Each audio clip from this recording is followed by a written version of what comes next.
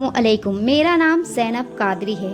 हम सुन रहे हैं किस्सतुल अंबिया पार्ट 1 में हम सुने थे आदम अलैहिस्सलाम की पैदाइश और फरिश्तों का सजदा करना, इब्लिस शैतान का सजदा करने से इनकार करना।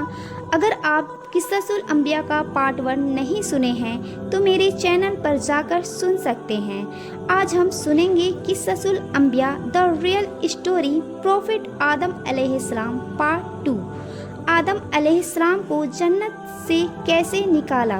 फरिश्तों ने आपस में बात कर रहे थे, अल्लाह ताला ने जो कोई मखलूक को पैदा किया वो हमसे ज़्यादा इल्म वाला नहीं होगा।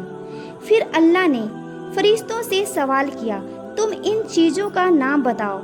वो क्या बताते। अल्लाह ने जितना इल्म फरिश्तों को दिया है उतना ही जानते थे।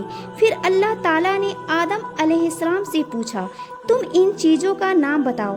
आदम अलैहिस्सलाम ने सारी चीज़ों का नाम बता दिए। अल्लाह ने आदम को तख्लीक करने के बाद सारी चीज़ों का नाम बता दिए। फिर अल्लाह ने फरिश्तों से कहा, मैं नहीं कहा था जो मैं जानता हूँ वो तुम नहीं जानते।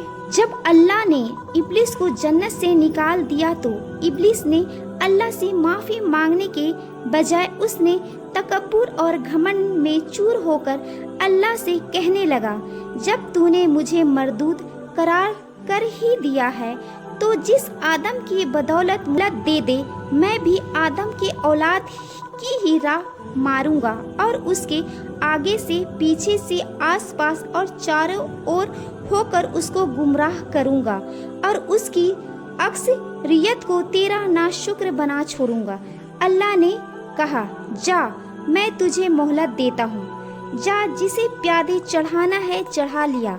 बनी आदम मुझसे रूगर्दानी करके तेरी पैरवी करेगा, वह तेरे ही साथ और मेरे अजाब का हकदार होगा। जा अपनी जिल्लत और रुसवाई और ख़राब किस्मत के साथ यहाँ से दूर हो जा। अपनी और अपने पैरोकारों की अब्दी लानत और जहन्नम का इंतज़ार कर।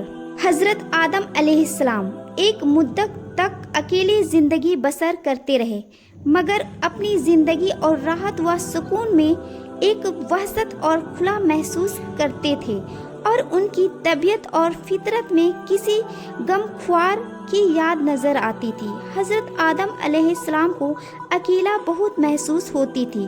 फिर अल्लाह ताला ने आदम अलैहिस्सलाम की टेढ़ी पसली से हज़रत हव्वा अलैहिस्सलाम को पैदा किया और हज़रत आदम अलैहिस्सलाम अपना हमदम साथी पाकर बहुत खुश हुए और दिल में इत्मीनान महसूस किया।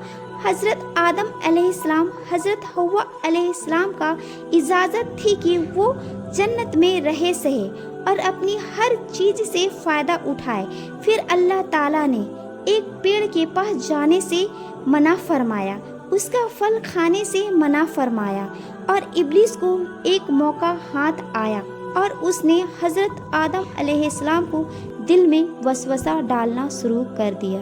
अल्लाह ने तुम्हें इस पेड़ के पास जाने से इसलिए मना किया है कि तुम जन्नत में रहने वाले ना बन जाओ, हमेशा जिंदा रहने वाले ना बन जाओ। मैं तुम्हारा खैर ख्वाह हूँ, दुश्मन नहीं। फिर हज़रत आदम अलैहिस्सलाम वह फल खा लिए और खाते ही वह ब्राह्मण हो गए। उनके लिबास उतर गए और अपने सतर को छुपाने के लिए पेड़ के पत्ते जोड़ जोड़ कर पहनने लगे। इधर यह हो रहा था कि अल्लाह ताला का गजब उतरा और आदम से कहने लगे, मैं मना नहीं किया था, मेरा हुक्म नहीं माना और तुमने नाफरमानी की, अब तुम जन्नत से उतर जा। तुम और इब्लिस एक दूसरे का खुला दुश्मन हो। अब तुम्हारा ठिकाना एक मुद्दत तक जमीन में है, मुद्दत तक नफा हासिल करना। आदम अलैहिस्सलाम 40 वर्षों तक अल्लाह से माफ़ी मांगते रहे और एक दिन अल्लाह ताला, याद रखो जब मेरी तरफ से कोई नबी हिदायत लेकर आए तो तुम उसे पैरवी करना।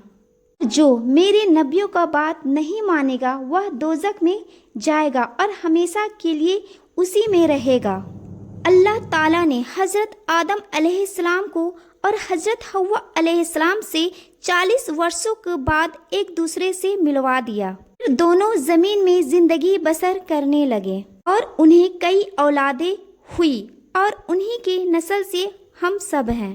آدم علیہ السلام 900 سال تک زندہ رہے اور وفات پا گئے۔ ہمیں واقعے سے یہ سیکھ ملتی ہے کہ ہم جتنا بھی گناہ یا غلطی کریں اللہ تعالیٰ سے معافی طلب کر لیتے ہیں، جیسے حضرت آدم علیہ السلام نے کی، اور ابلیس شیطان اللہ سے معافی مانگنے کے بجائے وہ تکبر اور گھمنڈ میں اس قدر چور ہو گیا کہ وہ سرکشی کر بیٹھا۔ اور آپ کو یہ واقعہ سن کر کیا سیکھ ملی؟ آپ کومنٹس میں اپنی رائے ضرور دیں۔ ملتے ہیں نیکسٹ ویڈیو میں۔ اپنا اور اپنوں کا خیال رکھیں۔ فی امان اللہ۔